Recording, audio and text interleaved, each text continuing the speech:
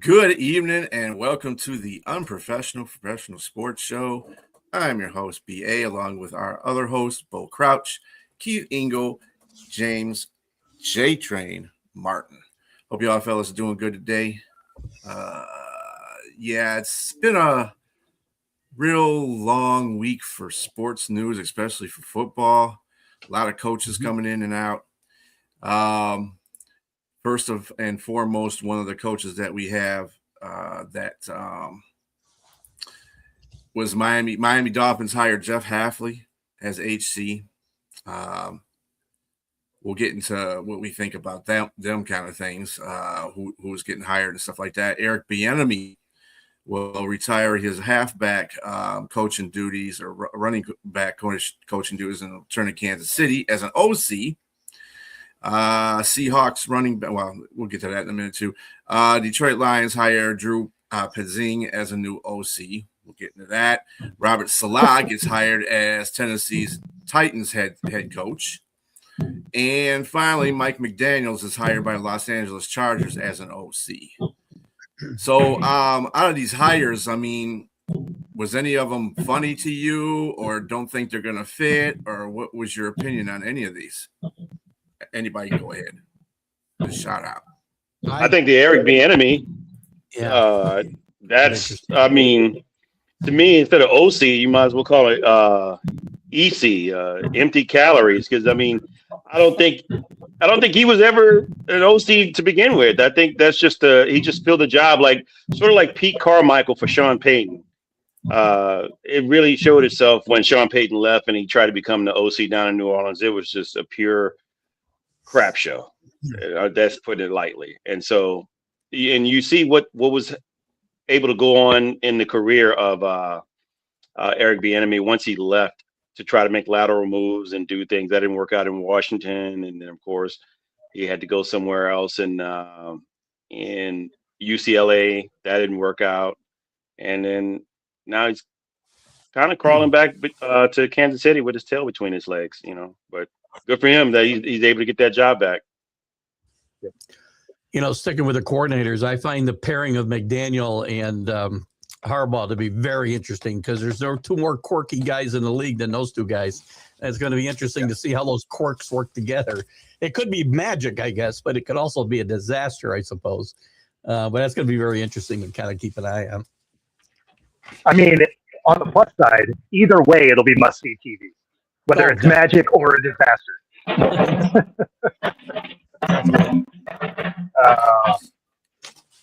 How loud is that on your side? I don't know what it is.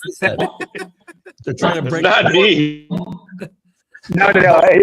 The band is setting up, so naturally I can't find the sweet spot for this show when I have to be here for a game. So the big thing about a lot of these hires, I mean, are they fits? That's a big word that's being used with these hires. Some of the, they don't fit, like the Kevin Stefanski hire in Atlanta. A lot of people are choosing out for that, for the fits on that one. I don't understand that one, but that's what fans are saying. They don't think it's a good fit. So I think the situation in Cleveland, I think most fans are just like they're kind of fair weather and they just like click on clicks and likes and read titles and stuff like that. They don't really know that, okay, this guy in the most obscure situation or the most destined football place you can go to was coach of the year twice. This somebody who actually, I mean, I get it. Look, it didn't look good the last year with the two quarterbacks they had, but the offensive line was putrid. I mean, the wide receivers weren't catching the ball.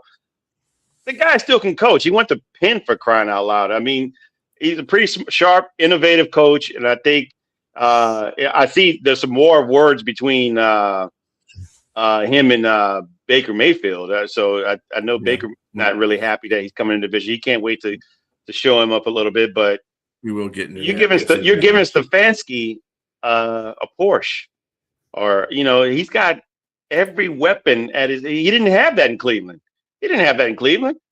especially at the running back position. I mean, Bijan Robinson. Hey, come on, I think Stefanski's going to do well there, and I think Atlanta's going to be a lot better for it to have a coach like him at their side. And I don't want to see that. I'm a New Orleans Saints fan. I don't want to see it at all. Yeah. But I think they're going to be better. I don't understand Baker Mayfield's situation here because from what I understand, Stefanski did not want Deshaun Watson at any point in time any more than he wanted Shedeur Sanders. So he wanted Baker Mayfield. Baker Mayfield and Stefanski got a fumble away from getting to the AFC Championship game in 2020. And I don't think it's Stefanski's issue that Baker Mayfield moved on. I think it was the organization and the owner does what the owner wants to do there. And it's a good situation to get out of. And I think he's getting into a much better situation, as James said. I think it's a great fit, personally, with all those weapons on offense. And, I mean, there's some questions at quarterback, yes, that have to be fixed as well. But he's going to pick a guy, and I think he'll stick with him. And he'll be allowed to do that where he wasn't going to be allowed to do that in Cleveland. So I think it's a good hire. Well, let's not forget that Kirk Cousins and Stefanski have a past relationship in Minnesota. Yeah. And he doesn't mind having older quarterbacks, take the helm. What's the guy? I can't think of his name. The Ravens. Joe Flacco. Joe Flacco. Yeah. Mm-hmm. Joe Flacco. He got the best use out of him. I think he'll get really good use out of Kirk Cousins, especially for $10 million this season. So I don't really see it. Everybody here doesn't like this. Doesn't seem to be Falcon fans, by the way. Maybe they are, but Falcon fans ought to be happy with what they got here. I think it's the best. Well, other than Harbaugh, it might be the best hire we see in this cycle. Yeah, I mean they're obviously going to take a huge step forward here. I mean he's at least going to remember Bijan's on the roster for the other half of the game. So I mean this should be a huge step forward. And James, to your point. He wins Coach of the Year twice with an organization that shoots themselves in the foot constantly. So, yeah, I expect them to be significantly better in a very winnable division. Like, there's no reason they underachieved the way they did over the last couple of years based on their roster anyway.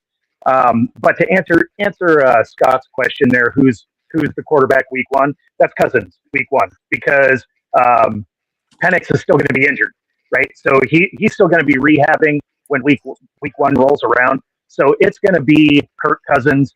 Cousins is cheap at this point. The bulk of his contract there is already paid. So, Cousins is going to get that start. They probably transition mid-season when Penix is ready to rock because they're not going to bring Cousins back for more, right? So after this year, I think it's either done or there's like a team option. So you have to imagine they're going to lean fully into Penix from there. Yeah, the other elephant in the room is Detroit's hiring of Drew Petzing as new offensive coordinator. Amon St. Brown had a message to the Lions fans that were dissatisfied with the hire. Listen to this. And it's talking crazy, like, oh, why would we do this? Like, bro, do you guys have no trust in Dan? Like in the Lions, you think they would just hire a random dude? Like, be for real. You think they don't know what they're doing? They don't do their research. They don't interview. Most of you guys don't know really much about anything, about any ball. Wow. Wow. And you're tweeting about a coach that was hired that you guys don't like because of XYZ. It's just funny to me to see. Don't get me wrong. I love all Lions fans, but they are so quick to make, judgments about who we hired, who we did this. Bro, just relax, calm down, let the whole thing play out. You guys just let it play out. Just relax. That's all I gotta say. Relax, man. Relax. I mean, so the one thing I'll say about it is I get the apprehension from fans because he didn't exactly have a dynamic offense with the Cardinals, right? And so he's going from OC to OC, and what you saw from him wasn't great. And he wasn't necessarily getting the best out of the guys he had either, right? I mean, it's not like there was devoid of talent on that roster, but man, did it underperform. So I get the apprehension. At the same time, Dan Campbell did pick this guy, right? It's not like it was dictated to him. So he has to know something maybe the rest of us don't. So I agree with him a little bit there. But if you're going on recent work, you can't be super optimistic. And he loves all Lions fans, even though they're idiots, apparently. So good for him. So Well, he's hard. to be fair, I'd say the same thing about Lions fans. To be fair, I say they're effing idiots too sometimes. So, I mean, I do the same thing because they do. They fly off the handle about everything. And dude, you're not used to success. That's the problem with these Lions fans now. Now they have 4 seasons of winning records. You are one, though. Nuts. You Yeah, are one. I am. But I'm talking about these guys are like that joined the bandwagon when Dan Campbell joined the team. You know what I'm saying? That's what I'm saying. Those kind of fans. Those fans are always like, oh, they don't know nothing about what happened in 2008 when they went 0-16. 0-16. I mean, dang. Come on, give the guy a break. I mean, I'm not really happy about the hire either, but I give everybody their props. If they get in there and he does a good job, then I'm shutting my mouth. But it's, hey, Amon's closer to anybody on that team than that goes on that organization than we are. So he has enough to say. So I respect that. Guy that gets fired though too, right? I mean, can you understand why guys might have some skepticism? He's the same guy who hired a guy they just fired. So maybe he isn't as good at that as we think. I don't know. There's something to it, I guess. The Cardinals' offense was pretty pathetic, but there's also. I don't think he wasn't fired. He wasn't fired. Was he? Oh, you mean Brett? No motion, Morton. I mean, see, this is the problem I have with this whole situation. They're irate now. It's setting it up to me. This is how I feel about it. It's setting it up to me. Yeah, really. Where's Cliff Queensberry? We're setting up to me that it's going to go the same route it did last year with Morton. Okay, there's going to be something that displeases Dan, and halfway in the season, he's going to take play calling duty again, and he's going to shoot the Lions in the foot like he did last year. And that's the thing that I have the fear of. Because you did not get, and then Mike McDaniels came there and he said, "Oh well, they didn't have a fit." Okay, he is a pretty good offensive coordinator. I don't know why he wouldn't be a fit if he. See, the thing about Pizzing that I don't like is he's not. I don't think he's creative. That's what I'm looking for. I don't care. You can take this offense and do anything. Dan showed you that for half of the season.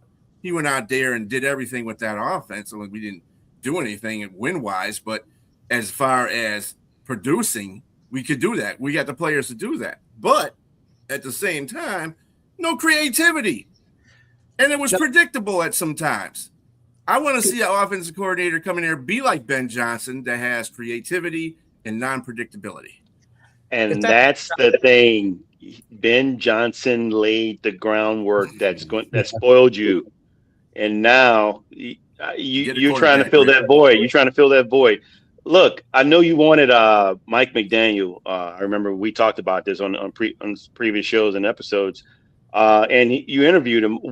My question is, what made him walk out the building and not sign? And I mean, I know he was in Miami, he was on the Atlantic coast, and now he's on the Pacific coast. Maybe he's a guy that wants to be by the water and with a team. He didn't want to be in Detroit. But what do you think, B? Why did Mike McDaniel sign? Well, there's a thing going around that, because the Lions didn't say he was a fit. He kind of Mike McDaniel said this, turned up his nose at him. That was a read. Knowing and reading are two different things. Okay. I have a media person here for the Lions organization that's pretty credible, but again, he put it out there as read, not as knowing. So, I mean, to know somebody has turned their nose up at something is different than reading that. Okay, you can read all you want. That's just an assumption. Reading is an assumption. But, I mean, I don't know. Dan, I think Mike McDaniels is larger than life. I think he's Ben Johnson after Ben Johnson became popular. That's what he is. And he really didn't get – I mean, as quiet as it's kept, him and Ben Johnson weren't the best people together. once Ben Johnson got that offense together and he got, you know, his britches full, he was like, yeah, I'm the man, and I'm keeping this offense going. And then, you know, with Dan, that kind of rubs you the wrong way because, you know, I'm the head coach. You know what? Hey, calm down, bro. So, I mean, my question is this. B, if this plays out the way you just said it would play out, exactly like this year played out. And first of all, I didn't know we could use air quotes on this show, so I'm going to start using those if you don't mind. I didn't know they were legal. So thank you for anyway, if it plays out that way, what other solution is there but to fire the head coach at that point? Because there's nowhere else to go. If this whole situation repeats this year, as you just predicted it would or could, doesn't Dan Campbell have to eventually take the fall here? I mean, I'm gonna tell you right now, he's gonna have to. He's under the. To me, right now, he's under the Mike Tomlin rule. I don't think they're going to give him a hot seat until he absolutely destroys his team, which is usually what Lions ownership does in the first place. Hey, wait until you get to destroy. We'll wait for Armageddon, and then we'll fire you. But yeah, I don't see that he'll get fired. But I think that Brad Holmes will be more in the mix of hiring the coordinators than him. Now, I know Dan has to pass that through Brad. It does have to pass through Brad, but if he trusts Dan, then he's going to say, okay, just sign off on it. He'll sign off on it. But if he sees this is not working out, second year in a row, I'm sure that Brad's going to take this into his own hands and say, I'm going to find an offensive coordinator that's going to be best for this team. Dan, you're just the head coach. You're the guy that's got to oversee everything, but I got to do this because we're not doing anything when you get the helm. And he's probably going to say it in a more respectful term than I said it, but, you know, it is what it is.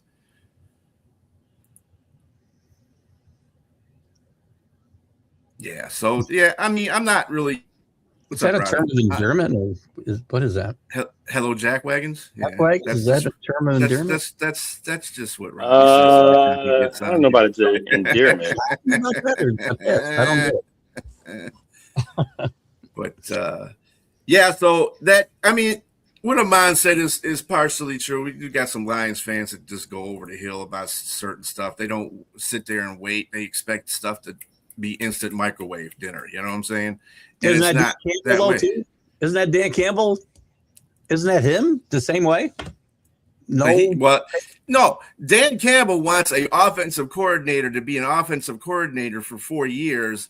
And see, this is another thing that bothers me about the situation. He says he wants an offensive coordinator that's consistent down the line. In other words, he wants offensive coordinator that's not going to get hired for a head coach job.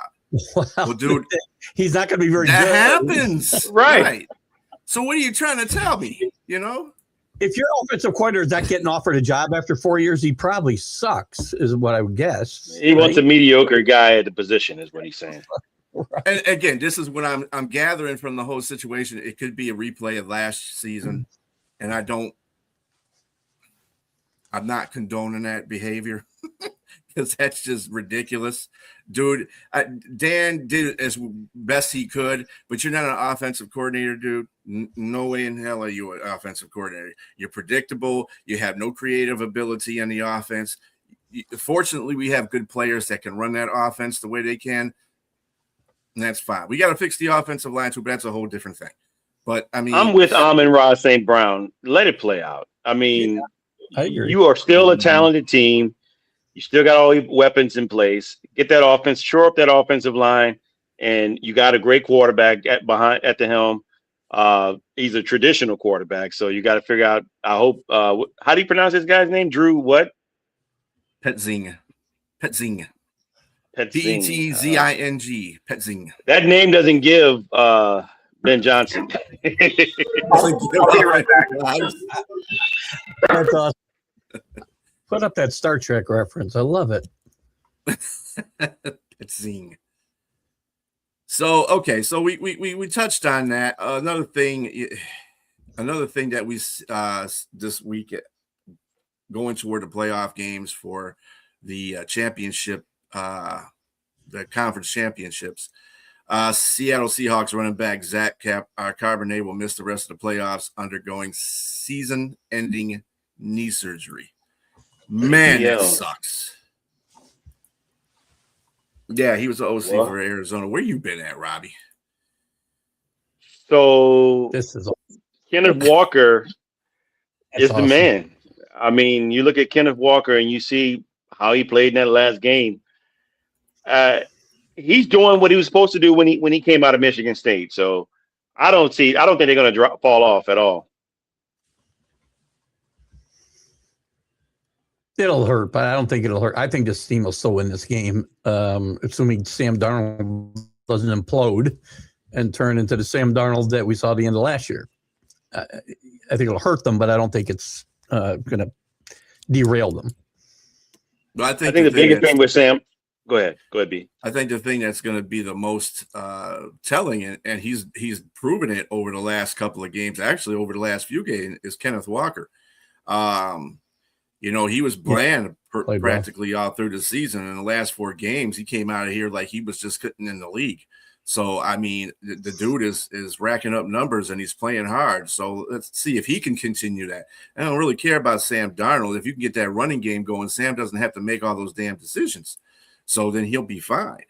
But the only problem with Sam Darnold is where I don't trust him is having to put the game in his hands. If you're like in overtime in a situation like going to what Chicago did with Caleb Williams. Don't get me wrong, Caleb Williams got them to where they were at that point in the game, but that egregious throw was something that's sort of Sam Darnold-esque, as we saw at the end of last year. And so you can't do that. I mean, this is a team that's built for the Super Bowl. Look, they look like they're the favorites right now. They're not even in the NFC Championship yet. They haven't even played that game, but they look like they're favored to win the Super Bowl no matter who plays them because of how good they look at every aspect of their team. Offense, defense, special teams, coaching. It all looks good. I think the biggest thing go ahead. I'm sorry. Just to Scott's point about Sam Darnold, he put up about Sal Palantonio. I get that. They can't let him beat them. He's the one thing that can beat them. And they're not going to let that happen, I don't think, unless if they get behind 2 touchdowns and Sam Darnold's got to be more than what Sam Darnold can do, they're going to lose this game for sure. Mm-hmm. Well, I mean, in the last game they played, the defense basically did their job. Yeah. And he didn't, and Kenneth Walker, like I said, took over the game. So they really have to worry about Sam Darnold throwing. I think only Sam Darnold had like 100 and something yards passing. 17 times, I think he threw the ball. Yeah. That's it. Mm-hmm. Yeah, he didn't throw the ball very much. So if you can keep him under that. I think they would love for Sam Darnold to throw the ball 17 times again this week. If he does, they win. I can tell you that right now. That's maybe what you want to look for, right? Sam Darnold throws the ball 20 times or less, they're definitely going to win. If he throws the ball more than 30, they might be in trouble. And it just means they have to stop. They have to stop Kenneth Walker. Yeah, and I just don't see that. I don't see it at all. I like comfortably saying this right now. I like Seattle for sure to win this game, and I love Sean McVay. I think he's a great coach. I think he can pull some rabbits out of the hat, but they've played some really tight games. I mean, the Bears, by all intents and purposes, they should have won that game. That was just a really bad throw. They really should have won that game. Bad throw. And I just think that I think there's a combination. I think it was a bad route too. It didn't look like Moore was where. Yes, they were off. They weren't on the same page. You're right. Quarterback at that point, right? So it's got to be. Because yes, I can say, and rest in peace, Mac. Mac used to get on me when the Bears drafted Caleb Williams, and he said I had a big, huge poster of Caleb Williams in my room, because I was a big, huge fan of him and his fingernails. So I think that Caleb Williams has dramatically improved, and his success. That 4th and 4, that's one. And the Mike Tirico call. Every now and then I get goosebumps because I'll go back and watch that call. It's a great call. Yes. It was just such a great call. And I really, that 4th and 4, I mean, it was 4th and 4 and 14 yards for the touchdown. and that ended up being a 50+ yard throw. It's incredible, man. There's some things you just can't teach. Some things you just cannot teach, and that's just one of them. I kind of agree with that just a slight bit, but luck has to be a factor in that whole situation too, because Caleb was not looking when he threw that ball. He was just, in his mind, he was thinking of a general area where a receiver would be in the, in that play. And then I don't know what was going on with the defense of the Rams. I don't know, they were lollygagging. Supposedly there was a push off with Cole Kmet. Thumbs up.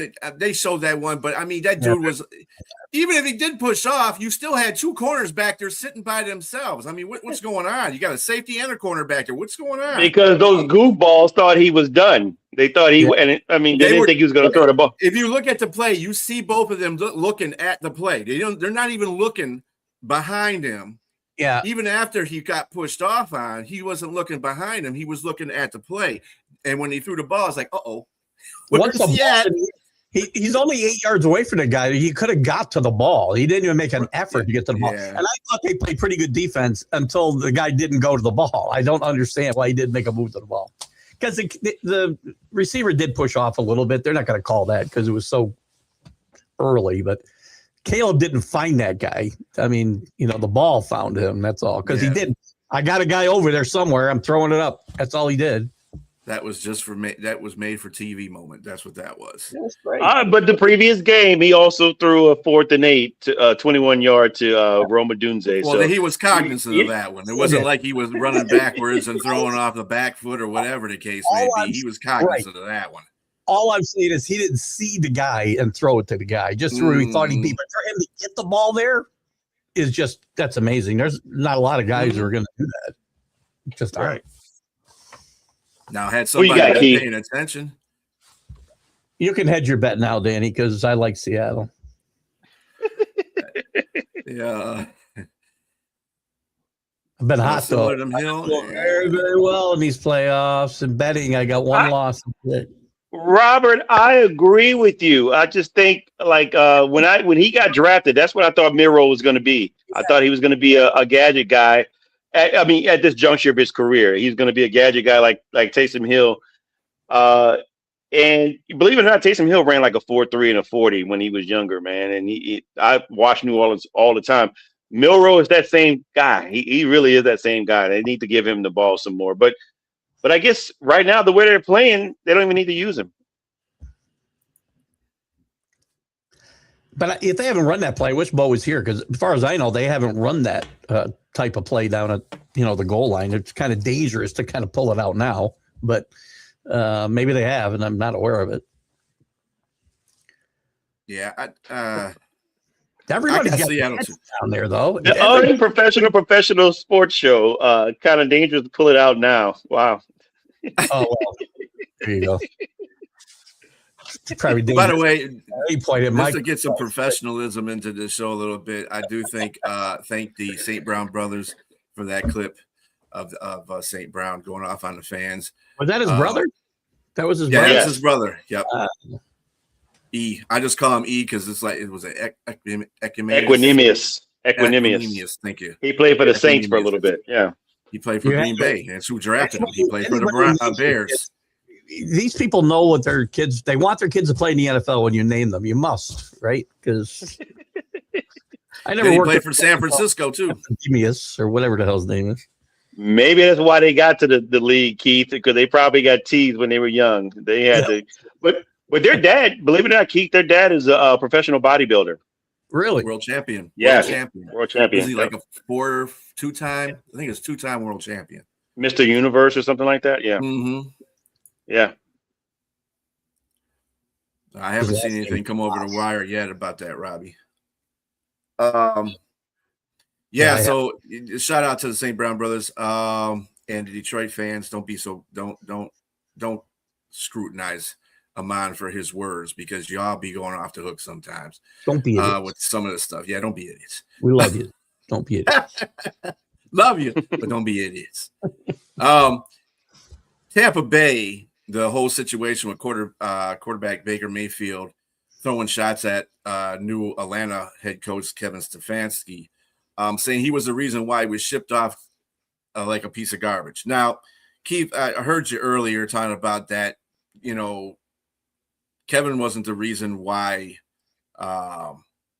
Watson was the who came in there. But at the same time, you can't really say what happened in that locker room between Baker Mayfield and Kevin Stefanski, because that could have been something that was, you know, Kevin Stefanski and he could have been blown up at each other. And, you know, Kevin might have put a shot in and said, well, we might just have to ship your behind off somewhere else because obviously you don't want to play for me. Could have went like that. Not saying it did, but you know, those are things too. And if Baker's taking it so personal, I would think that, you know, the player at least, you know, knows where he's coming from with that. I'm not saying that it's true all the way. I'm just saying that could, you know, be what though. I also feel part of this is Baker likes to play with a chip on his shoulder, and this is for himself. He gets to see him twice a year now. So I feel like Baker might be just trying to motivate himself. Maybe, yeah, because Atlanta basically was that hire to me. They moved up on that totem pole. So Yinzer, you said Baker's coming for somebody's buns twice a year. The Baker twice a season. The Bakers are coming. Baker's for buns. coming for the buns. He's gonna bake some buns. It's not about food. NFL is not about food. I love those commercials. With apologies to James and Sonia, how are the Falcons not the favorite in that division? They are. Yeah, I would think. Yeah, with that hire, yeah. And Baker. And apologies to Baker. But with that said, the Saints have promised. They have promised. They do. Yeah, are we done talking about coaches? Because I want to talk about the Buffalo situation. And sure, I love the Buffalo situation. There's so much to unpack there. Terry Pagula is the biggest horse's ass in the NFL, at least today. Because for him to back the bus up like 4 different times and run over Mike McDermott is ridiculous. If you want to fire him because he didn't get you over the hump in 8-9 years, very successful years, and I know it happens. I get it. But for him to go in that press conference and just throw him under the bus for like everything except how much snow Buffalo gets, it's ridiculous. We didn't want T.I. Pullman. Mike did. You know, the GM didn't want him. He interrupted the press conference when they were questioning, what's his name, the GM, who gets a raise. Bean in a position here. Name is Bean. He interrupts it to throw Mike McDermott under the bus. I mean, classless. I'm sorry. This guy pulled your organization out of the crap hole, you just threw him under the bus. I'm sure Mike McDermott's going to come out of this fine, but Jesus, unbelievable. Yeah, I heard Mike McDermott is getting interviewed for the DC position in Green Bay, so we'll see how that goes. I'm surprised he's not getting a head job right now if he wants one. He probably he was a really good coach, man. He got shafted big time, and this may backfire on the Bills pretty much because I mean, who are you going to get to replace him? I mean, what's out there?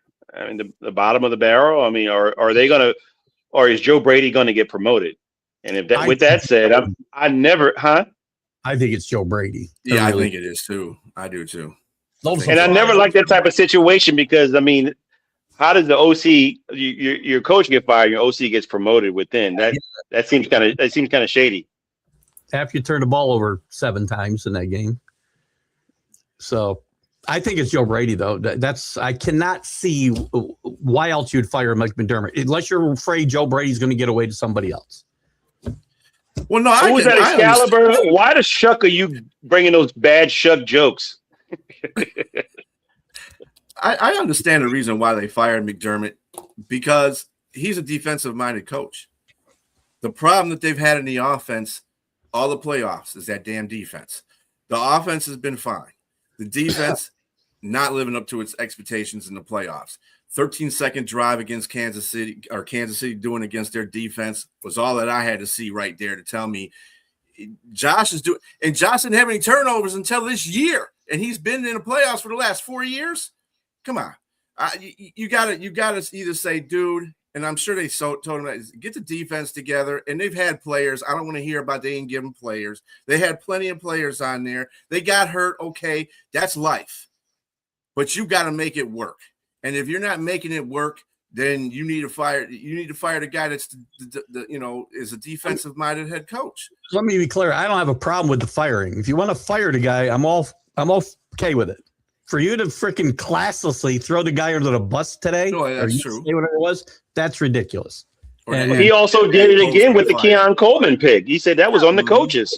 Yeah, that's what I'm saying. He bails out the GM's getting asked about the Keon Coleman situation and why they picked him in the first place. And he says, hold on a second, let me answer. It wasn't him, it was them.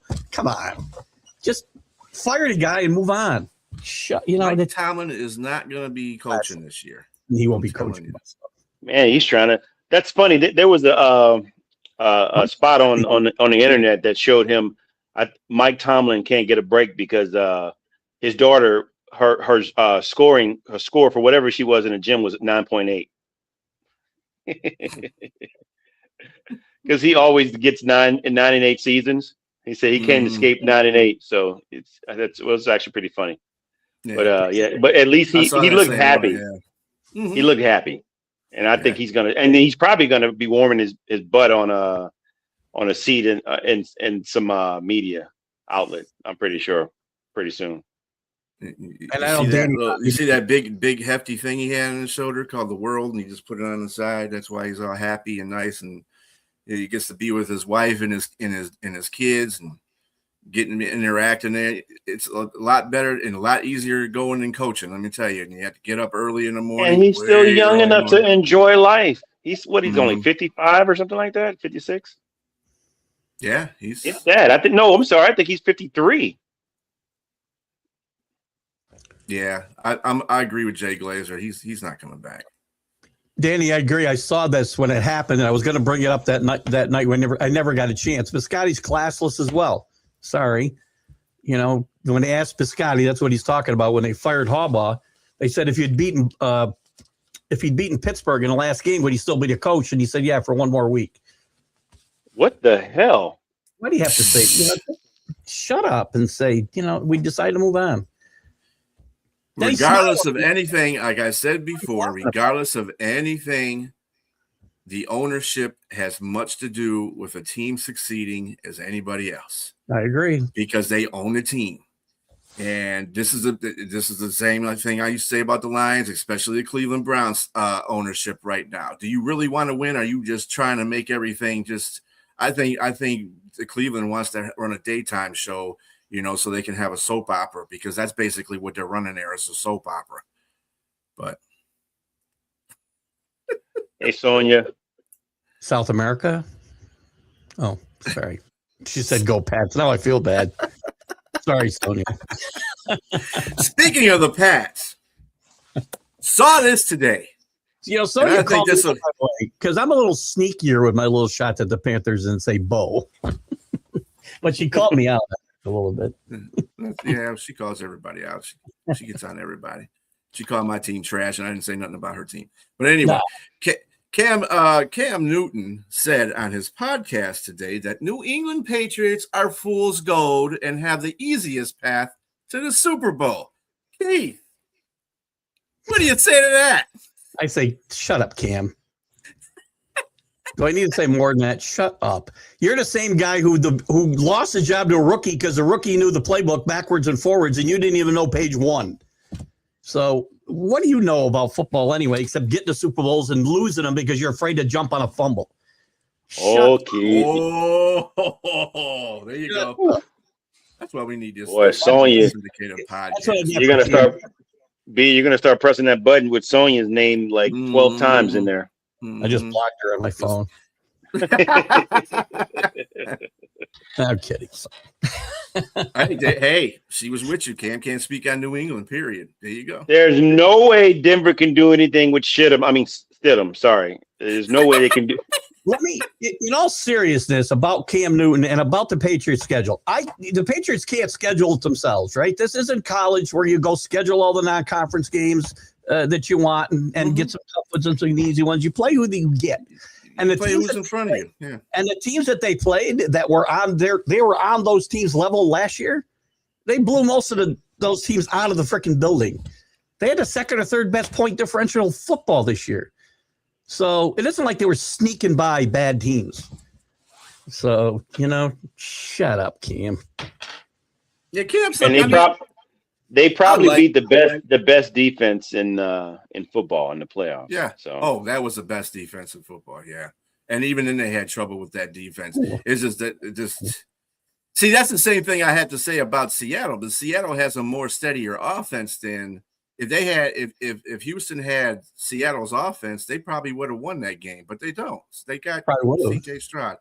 CJ Stroud, on the other hand, I don't know. I'm for that the Texans kind of look for somebody else right now because he's getting worse and worse every season.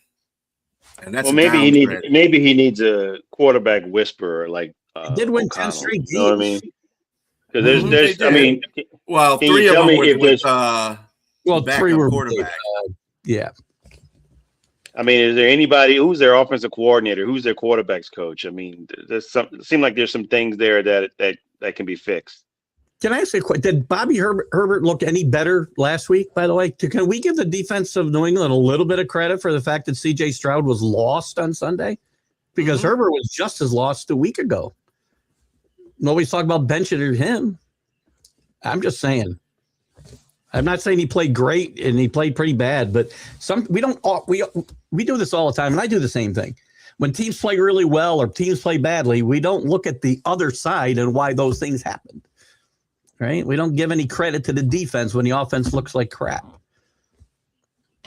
But anyway. I mean, New England, to me, I already have Seattle and New England in the Super Bowl. I just think that New England has a good enough defense to stifle the Broncos in Denver. So it would be another ugly. Buffalo did it. Buffalo limped in there basically with an offense, and they almost beat them. So, I mean, it took them overtime to win that game, Denver. So, I mean, New England is Does the altitude play a factor?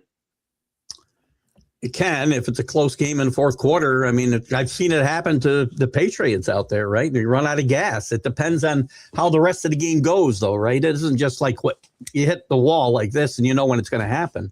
If the defense isn't overtaxed in the first three quarters, well, then you might survive the altitude for four quarters. If they're on the field too much, which they were a lot, they were on the field a lot against Houston, I thought, getting turnovers, but it could have come into play, in a close game in the fourth quarter. If they spent a lot of time on the field before that, I think it's going to be another ugly game. I mean, get ready for it. I think it's going to be ugly like Buffalo, Denver was ugly, and both Patriot games were pretty ugly. Sonia Dare, he knew you were coming out. He knew you were going to be in a comment. He knew you were going to be in a comment, so he just dipped on you. That's what it was. But you know what, James? There's no style points now. You don't get points for style. All you got to do is win. That's right. That's it. Yeah, I got New England. I'm just going to put it out there now because I just don't. It's going to be I might be shocked. I mean, it's going to be a Seahawks Patriots Super Bowl rematch from years ago. It'll be fun. Mm-hmm. Yeah, when Goff played in it. The Rams. Man, get out of here. The Rams aren't beating the Rams. Yeah. I mean, Stafford would have to go out there and have like Hall of Fame day to me to win that game. What's he talking about? The Knicks. The Knicks? What's that got to do with the Patriots' easy schedule? I'm confused. Danny, stop talking into your phone. Jeez.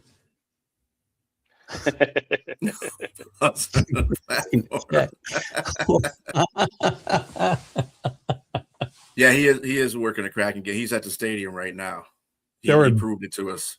Yeah. He was on, Sonia. He was on. He's having some issues with a lot of noise in the background too. He had himself barricaded in an office there, and they were trying to break in. I think that's what it sounded like to me. Mm-hmm. You're not supposed to be here, sir.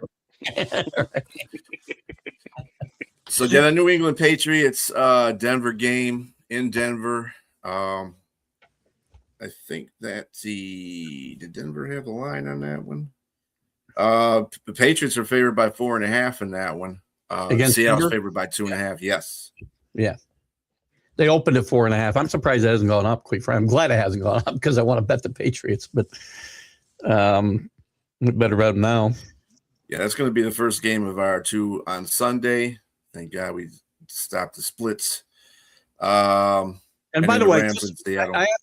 I have to now vent about something else. Who schedules a freaking baby christening on Championship Sunday?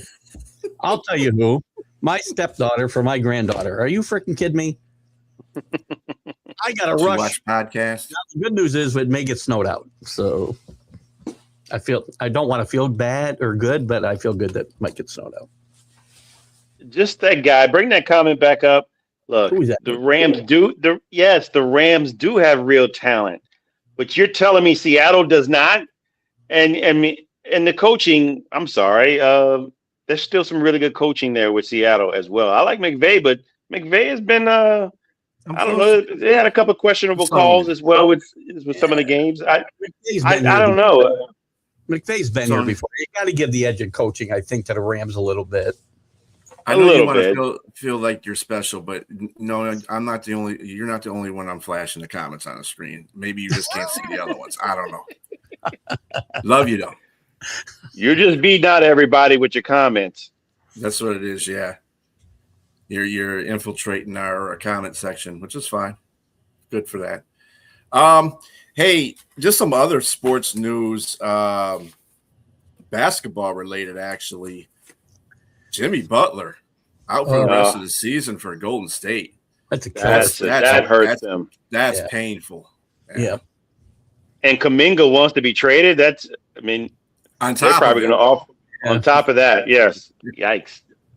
You know, I thought Jimmy Butler was a great fit here, and it's been taking some time. They've been very up and down, right? And I think as the season would have gone on, I think they would have gotten better and better, the Warriors, and they would have been dangerous come playoff time. But this hurts a lot. I thought he was a great fit there. Golden State is doing the one thing that happens to everybody. Got old. They're getting old. I can second that remark. Although the alternative is much worse. That's true. You want to get old, yes. What's going on, Dennis? He's a Philadelphia fan. He does a podcast. Hello, Dennis. Man. I guess, Keith, you're saying you'd rather have an ACL tear than an AFib, right? Yeah. It was bad luck there when he went to San I like it here a lot, James. I plan on sticking around for another 35 years and pissing people off even more. There you go. That's right. You could really be the get off the lawn guy. Right. Imagine me at freaking 95. Holy shit, man. Get off my lawn. Run him over with a Torino. Where's my Gatorade? My wife wakes up screaming, thinking about me at 95. I'll tell you right now. Yeah, that's another thing that's been brewing real slow too. You think they're going to have baseball next year? No. There'll be a lockout next year for sure. There's zero chance there won't be.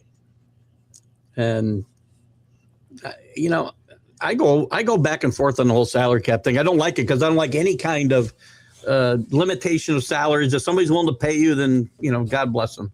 The bigger problem in baseball is the people who don't spend money than the people that do, in my mind. So what's the move that the Yankees just did? Bellinger? They re-signed Bellinger. They re-signed Bellinger to catch him. Yeah, that's a good move. Do you think it's a good one? Yeah, huge. Yeah, I was gonna say, their offseason has been a disaster. Without re-signing Bellinger, to have been even worse. Mm-hmm. Oh yeah, AC. I saw that comment about the Celtics. Yeah, man, they're number 2 in the East, right? Behind the Pistons. Behind the Pistons. Wow. And Knicks have been sucking wind. Yeah, they've been. They lose the last 9-11 games. Yeah. They're in trade conversation for getting the Greek Freak. They're too busy with the thumbs up their ass. About 3 years. I was talking about that. Yeah, we know, Robbie. You kick over garbage cans when your neighbor's garbage cans. I'm surprised they haven't voted you off the block yet. Oh, that's the guy. I've been looking for him too. So other than that, I mean, GM Lynch said that Brandon Ayuk is not going to be back. Good chance he's not being back. And I think we all knew that. They're not going to try to trade Mac Jones. They're trying to keep him, but that's wishful thinking, in my opinion, because they'll probably get something good for him because some team out there will be desperate enough to do it. Bless you, Keith. Thank you. And then getting reports that Kubiak is in the Raiders right now, getting interviewed for OC position. Don't do it. Don't do it. What a career OC. killer. Oh, my God. What a career killer. Don't take that This will job. be his first coaching job. That's what you want to do? Coach? No, come on, man. Don't do it. Oh, That might happen. I wouldn't be Yeah. surprised. It ain't too that's far where from football San players Fran. go to die. There in Washington. Or used to be Coach in in Washington. Cleveland. In Cleveland. Cleveland. Yeah.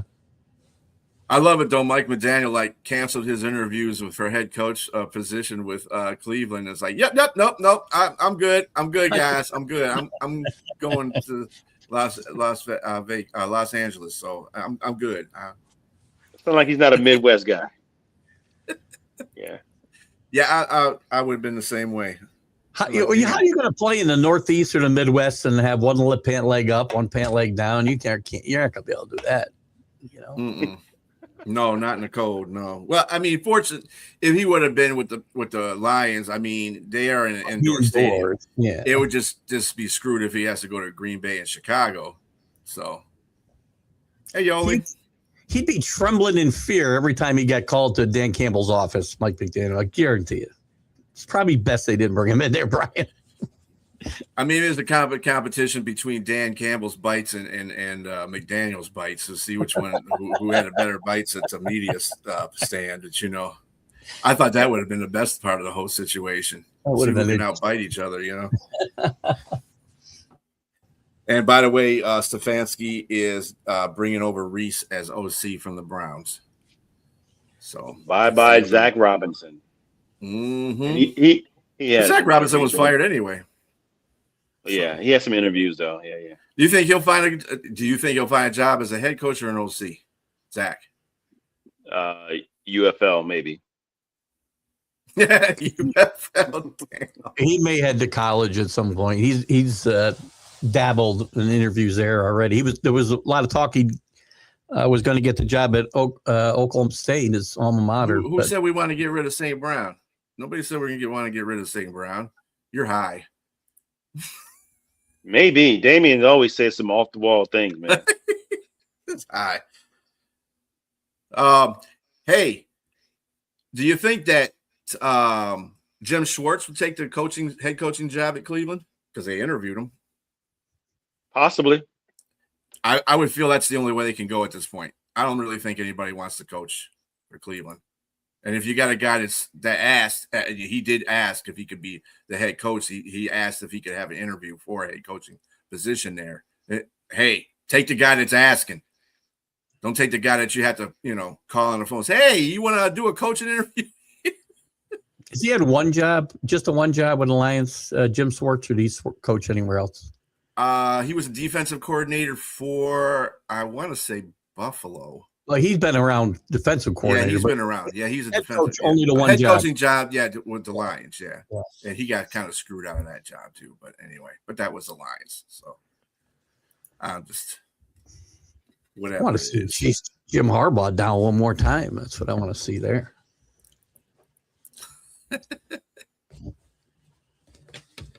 I doubt it. No. Deion don't want to catch. He was coaching a mess at Colorado. Why do you think he's going to be coaching a mess at Cleveland? And that's different. Two different things. College and an NFL team. No, I wouldn't want that job. Oh, he was. As a player, I guess a long time ago as a player. Yeah. Yeah. Oh, and that's the fans that he's talking about right there. Idiots. Is Damian love- Lions love fan? the I'll just level mine though. I love Lions fans after you done roasted them practically. But I do that all the time on my shows too. When I do the One Ass Cheek Three Toes show, it's just incredible how idiotic they are when they make comments about stuff. It's like, do you understand the game of football? Are you just I mean, you could be a fan, but shut up if it comes to, anything that's technical about it. Just don't even say nothing because you don't know. But anyway, What would Jesus do? Not coach Cleveland. He would walk over Cleveland right. like on water. Now I we're think, being I think it would rain 40 days and 40 nights just in that area in Cleveland. I was worried I was going to be lonely in hell, but apparently I won't be. Yeah. Well, you're not. Oh, yeah, we all got first class tickets. Yeah, we're getting there. First class. Yeah. Anybody else got any significant news they want to share about their teams? James, anything from New Orleans? LSU, they're trying to get Jordan Seaton out of Colorado, the former five-star left tackle. They were courting him over the weekend. They didn't get an answer out of him. He went to Atlanta. He doesn't live in Atlanta. Why is he and his uncle in Atlanta? They flew to Atlanta. Lane Kiffin got in his airplane, flew to follow him, and so did Lanning as well. Got there. They both took pictures separately and both went back. And so he canceled his meeting in Oregon, but Lanning did go to Atlanta and talk to him. We don't know what came of that yet. That's all that's known by today. And so we're still trying to get that. But Lane Kiffin has 40 players from the portal. 40 players. And a lot of them are 3, 4, and 5-star players. They just poached a player from Ole Miss, the edge. Prince Will, I can't say his last name, begins with a U. You might know. Keith, you know? I'm sorry, was that? I dozed off for a second. Prince, the edge. Prince Will, Human, Yolam, His name. Yeah, but yeah. I know you're talking about. They got him. They ended up getting him. LSU got him. So it's a good get. To be determined what LSU is going to look like this season. Sam Levitt, nice pickup too for LSU. I don't know if we talked about that last week or not, but great pickup for Lane. I'm sorry, Danny. You can be mad all you want. I mean, I don't know who your team is, but he gets the job. If you're winning, yes, exactly. He's a UCLA fan, so there you go. Oh man. Wow. Yikes. Not even in When's the last time they had? Come on, Danny. He's not even in your conference. Speaking of the portal, I'll leave you with this before I go do my college show. That you can book that Darian Mensah will be the quarterback of the U next year for sure. Yes, and with that said, I just read about him. They're trying to get arbitration in Duke or wherever it is in court to try to stop that. But that's not going to happen. It's not going to happen. He's been permitted to enter the portal, but he can't sign anywhere until there's a ruling. So right. But it appears he's already signed, sealed, and delivered to the Hurricanes. I agree with you. It's done. And it's what it is. Everybody, I know we got a few seconds. Everybody does the same thing. Duke did it. They got Mensah the same way from Tulane. They did the same thing. This is what we live in today. Like whether we like it or not, everybody's playing by the same rules. Until it happens to you. Yeah. Right. Yeah. Well, on that note, we shall close the show.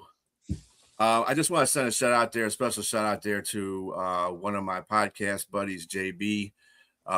He's going to lose his uncle, dad, as he calls him, because in a few hours. So he's not in the best shape right now. So send my prayers out to you guys, to you, man, and your family. Yep. Other than that, we will see you tomorrow for Pink Fan Furs fan show that we have every Thursday. It's going to be on at 8, by the way, 8 p.m., not 9. So look for it early. And then on Friday, it'll be Friday Night with the Fellas. Sonia will be on there. She won't be in the comments. Maybe that's unfortunately or fortunately, whatever you like.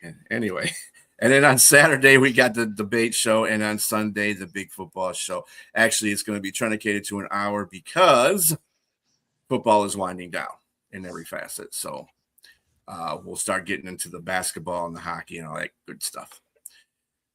All right. Oh, the Chiefs did hire him finally. Okay, good job. All right. And you have a great evening too, Featherbird. Everybody, have a great evening. Peace out. See you guys. And check out Keith's podcast tomorrow, or right after this one. College football.